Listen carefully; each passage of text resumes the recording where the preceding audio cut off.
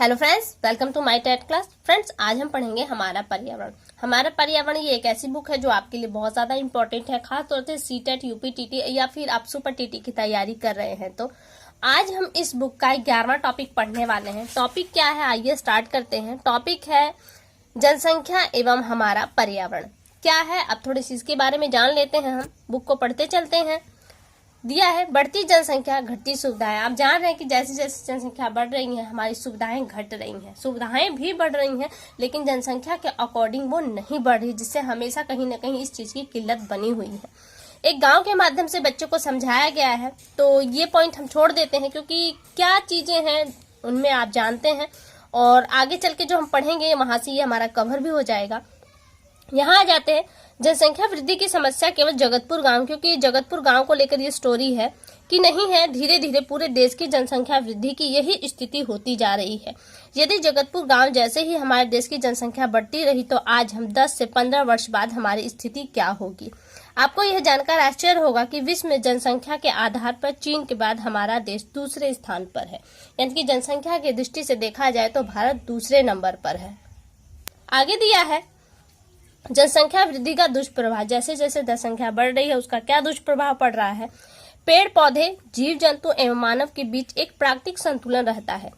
प्रकृति का यह नियम है कि वनस्पति एवं प्राणी पर्यावरण के अनुसार अपने को समायोजित कर लेते हैं, यानी कि अनुकूलित कर लेते हैं। यदि पर्यावरण में जरा सा भी परिवर्तन होता है तो उसका प्रभाव पेड़ पौधे, जीव जंतु एवं मानव सभी पर पड़ता है, क्योंकि अनुकूलन जो बिठा पाता है वही अपने अस्तित्व को बचाता है।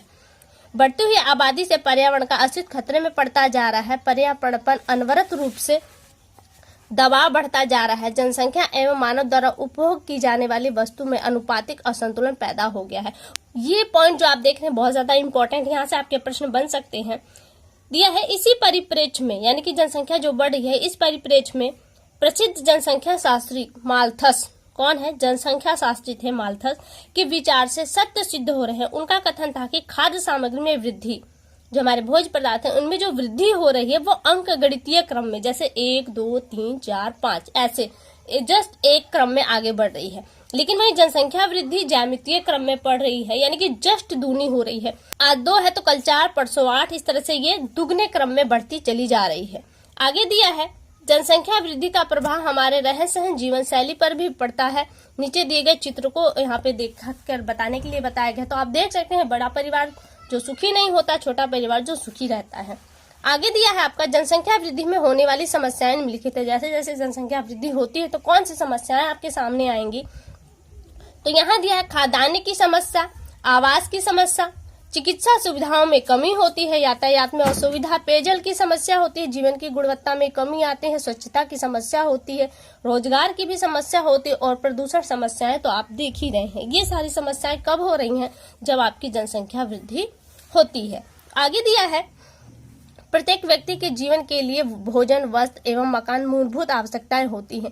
भूमि का क्षेत्र सीमित है, भूमि ही सभी आवश्यकताओं की पूर्ति का आधार होती है। जनसंख्या वृद्धि से कृषि योग्य भूमि का अन्य क्षेत्रों में उपयोग हो रहा है, क्योंकि आपको और सुविधाएं चाहिए जिसके लिए इन भूमि को प्रयोग में लाया जा रहा है। जैसे एक परिवार का उदाहरण दिया गया है। एक भूमि के भूभाग पर एक परिवार अपना गुजर बसर करता है, लेकिन जैसे जैसे परिवार की संख्या बढ़ती है, भूमि का बंटवारा होता है, टुकड़ों में भूमि डिवाइड होती है, तो जहां बड़ी भूमि से कल तक परिवार का गुजारा होता था, आज परिवार में हर 3 परिवार हो गए, फिर भी भूमि उतनी है और टुकड़े उसके छोटे हो गए, तो कैसे वो गुजर बसर करेगा, ये बच्चों के लिए सोचने के लिए बताई जा रही है। आगे दिया है बढ़ती हुई जनसंख्या के बेहतर जीवन स्तर के लिए खेत खलिहान का क्षेत्र बढ़ाना होगा, आवास का क्षेत्र बढ़ाना होगा। जैसे जनसंख्या बढ़ेगी तो आपको हर चीज के लिए जमीन की आवश्यकता होगी, इन सभी के लिए भूमि की आवश्यकता होगी। इसके लिए लोग बाग बगीचों, तालाब, नहर, खेत खलिहान योग्य भूमि का उपयोग करेंगे, तो इन चीजों में, इन प्राकृतिक चीजों में कमी आएगी। इससे आवास व खाद्यान्न समस्या हल हो जाएगी, लेकिन अन्य समस्याएं बढ़ सक जाएंगी। बागों में हरे भरे पेड़ों के कटने, तालाबों के पटने आदि से पर्यावरण संबंधी कौन सी गंभीर समस्याएं उत्पन्न होगी, ये बच्चों को सोचने के पॉइंट पे दिया गया है। तो हम आगे चल पड़ते हैं। आगे यहाँ से दिया है जनसंख्या वृद्धि से रोजगार के अवसर भी कम हो रहे हैं। कुशल एवं शिक्षित लोगों को भी रोजगार प्राप्त करने में कठिनाई होती है। ऐसा क्यों है? यदि विचार करें तो ज्ञात होता है कि रोजगार के अवसर सीमित है, परंतु बेरोजगारी बढ़ने के कारण युवाओं में हताशा और अपराधी प्रवृत्ति बढ़ रही है। इसी प्रकार आपने बसों या ट्रेनों में देखा होगा कि लोगों के बैठने हेतु जगह नहीं मिलती। लोग ट्रेन एवं बस की छतों पर बैठकर यात्रा करते हैं। ऐसा नहीं है कि इन चीजों का बढ़ोतरी नहीं हुई है, वरन क्या है, जनसंख्या इसके अकॉर्डिंग बहुत ज्यादा बढ़ गई है, इसलिए ये चीजें कभी भी आपको बढ़े रूप में नहीं दिखाई देंगी और ये तरह भीड़ आपको सब जगह दिखाई देगी। आगे दिया है, महानगरों में बढ़ती जनसंख्या ने मकानों की कीमतों में वृद्धि कर दी है, जिसके कारण गरीब लोग मकान नहीं ले पाते। भारत जैसे विकासशील देश में ऐसे लोगों की अधिकता है जो गांव से रोजी रोटी की तलाश में बड़े नगरों में आते हैं। इन्हें नगर क्षेत्र से अलग प्राय जल जमाव वाले क्षेत्रों में झुग्गी झोपड़ी बनाकर रहना पड़ता है। इससे बड़े शहरों में मलिन बस्तियों की वृद्धि हो रही है और मलिन बस्तियां जहाँ पे पेयजल, प्रकाश, रास्ते एवं सड़कों, शौचालय आदि की सुविधाएं बहुत कम होती हैं। जबकि लोगों की संख्या बढ़ती जा रही है, ऐसी दशा में विभिन्न प्रकार की बीमारियों का प्रकोप सदैव बना रहता है। अब ये मलिन, यहाँ पे देखिए चित्र दिया गया, अब ये जो मलिन बस्तियां होती हैं, यहाँ पे हर तरह का अभाव होता है। ऐसे में यहाँ पे कई तरह की बीमारियां पनपने के चांस बढ़ जाते हैं। आगे दिया है, आप अपने बुजुर्गों से पता करें कि 10 साल पहले कैसी स्थिति थी और आज कैसी स्थिति है और 10 वर्ष बाद कैसी स्थिति होगी। आगे आ जाते हैं हम।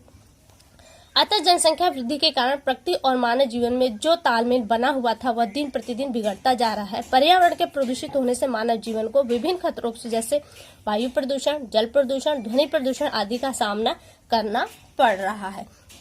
आगे दिया है आपका, जनसंख्या वृद्धि का पर्यावरण पर प्रभाव।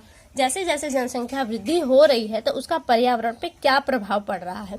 जनसंख्या बढ़ने से इसका सीधा प्रभाव पर्यावरण पर पड़ रहा है। हम अपनी आवश्यकताओं की पूर्ति के लिए उपलब्ध विभिन्न संसाधनों का दोहन कर रहे हैं, जिसके कारण पर्यावरण असंतुलन बढ़ रहा है।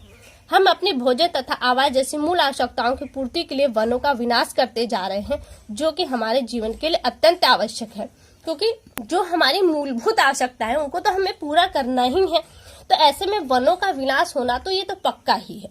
आगे दे रहा है कि हम लगातार श्वसन क्रिया द्वारा तथा अपने अन्य कार्यों द्वारा वातावरण में कार्बन डाइऑक्साइड गैस तथा अन्य गैसें, मीथेन, जलवाष्प मुक्त करते हैं। ये गैसें सूर्य से आने वाले विकिरण को अवशोषित करती हैं, यानी कि मीथेन, आपकी जो जलवाष्प, ये आपकी गैसें हैं, कार्बन डाइऑक्साइड, ये जो सूर्य से अल्ट्रावायलेट किरणें आती हैं जिन्हें आपके ओजोन परत रोकती है, तो वो रोक नहीं पाती और ये क्या, इन्हें कैच करती हैं, अपने पास सोख लेती हैं तथा इन्हें वापस नहीं जाने देती, जिससे परिणाम स्वरूप पृथ्वी का ताप बढ़ रहा है।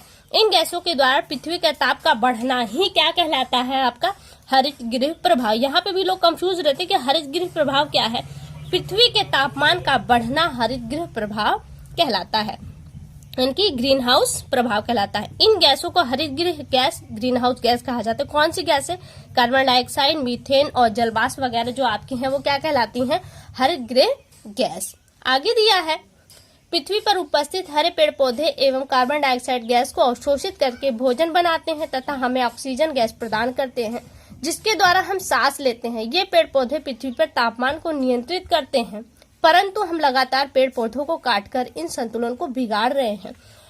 लोग संपन्न एवं सुखी जीवन व्यतीत करने की होड़ में लगातार वाहनों तथा विभिन्न यंत्रों जैसे रेडियो, टेलीविजन, फ्रिज आदि का प्रयोग कर रहे हैं, जो कई प्रकार के प्रदूषण को उत्पन्न करते हैं।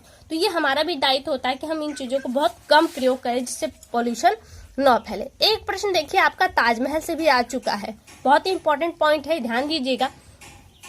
जनसंख्या वृद्धि का प्रभाव हमारे रहन सहन, खान पान, रोजगार आदि पर तो पड़ ही रहा है, इसके साथ ही साथ हमारे ऐतिहासिक इमारतों पर भी इससे प्रभावित हो रहे हैं। वाहनों व कारखानों से निकलने वाले धुएं से वायुमंडल प्रदूषित हो रहा है। धुएं में उपस्थित सल्फर व नाइट्रोजन के ऑक्साइड वर्षा में जल के साथ मिलकर सल्फ्यूरिक अम्ल तथा नाइट्रिक अम्ल का निर्माण करते हैं। यह अम्ल वर्षा के जल के साथ इमारतों पर गिरता है तथा उनका क्षरण होता है, और यही कारण है कि ताजमहल जो पहले सफेद दिखाई देता था अब वह हल्का पीला दिखाई देने लगा है। तो ताजमहल से रिलेटेड यही प्रश्न था, तो यहाँ पे देखिए आपको मिल रहा है।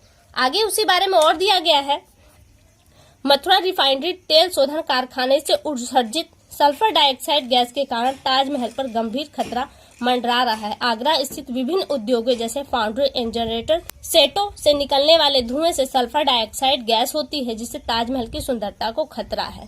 ताजमहल को प्रदूषण से बचाने के लिए सुप्रीम कोर्ट ने भी समय समय पर दिशा निर्देश दिया है, जैसे ताजमहल के आसपास स्थित कारखानों को शहर से दूर स्थापित करना, इसके आसपास बहुत मंजिला जो इमारतें हैं उनका निर्माण न होने देना। तो यहाँ से देख रहे हैं कि ऐतिहासिक जो इमारतें हैं उनपे भी इनका प्रभाव पड़ रहा है जनसंख्या का। और आगे जो पॉइंट दिया है, जनसंख्या नियंत्रण आवश्यक एवं महत्व, यानी कि जनसंख्या नियंत्रण क्यों आवश्यक है और इनका क्या महत्व है। तो आप वैसे जानते ही हैं कि जनसंख्या नियंत्रण क्यों आवश्यक है, यहाँ पे भी देख लेते हैं। बढ़ती जनसंख्या का दबाव हमारी सुविधाओं जैसे आवास, खेत, खाद्य पदार्थ व रोजगार पर पड़ता है। देश में उपलब्ध सुविधाओं एवं जनसंख्या का अनुपात समान बना रहे, इसके लिए जनसंख्या नियंत्रित रखना आवश्यक है। यदि जनसंख्या को नियंत्रित कर ली जाए तो प्रदूषण, रोजगार व रहन सहन जैसे क्षेत्रों में उत्पन्न समस्याओं को कम किया जा सकता है। वो कौन कौन से नियंत्रण है, तो यहाँ पे दिया है व्यक्तिगत प्रयास। हमें व्यक्तिगत प्रयास यानी कि हर एक व्यक्ति को अपना एक सोच बनाना चाहिए कि वो जनसंख्या को नियंत्रित कर कम छोटे परिवार को ही अहमियत दे। छोटे परिवार को आदर्श के रूप में स्वीकार करना व परिवार नियोजन के कार्यक्रमों को अपनाना, ये एक प्रत्येक व्यक्ति का कर्तव्य है और इसका पालन करें। फिर दिया है सामुदायिक व सरकारी स्तर पर कौन से प्रयास किए जा रहे हैं, तो वहां पे भी बहुत सारे प्रयास है। कौन कौन से हैं वो? शिक्षा का व्यापक स्तर पर प्रचार प्रसार करना, परिवार नियोजन के कार्यक्रमों को संचालित करना तथा इसके प्रति जागरूक करना, बाल विवाह पर कानूनी रोक लगाना, स्वास्थ्य सेवाओं और मनोरंजन के साधनों में वृद्धि करना, दूरसंचार के माध्यमों से लोगों को जागृत करना, सामुदायिक स्तर पर चित्रकला, नुक्कड़ नाटक, संगोष्ठी एवं निबंध आदि के माध्यम से लोगों को जागरूक करना कि वो अपने छोटा परिवार बनाएं। आगे आपका बॉक्स है, बहुत ही इंपॉर्टेंट बॉक्स है और इस बॉक्स के साथ आपका ये टॉपिक समाप्त हो जाएगा। विश्व जनसंख्या दिवस 11 जुलाई को मनाया जाता है। जनसंख्या की दृष्टि से संसार के आधे से अधिक लोग, यानी कि पूरे वर्ल्ड में जितने लोग हैं उसके आधे से अधिक लोग एशिया महाद्वीप में रहते हैं। आगे दिया है ऑस्ट्रेलिया की जनसंख्या जितनी है जितनी भारत में प्रतिवर्ष बढ़ती है, यानी कि भारत में प्रतिवर्ष जितने लोग बढ़ रहे हैं उतनी ही ऑस्ट्रेलिया की जनसंख्या है। तो सोचिए कितना अच्छा वो होगा। तो यहाँ से आपके तीनों पॉइंट इंपॉर्टेंट है और ये आपका टॉपिक समाप्त होता है। क्वेश्चन आंसर इसे हम छोड़ देते हैं, खाली स्थान इसे एक बार हम कर लेते हैं।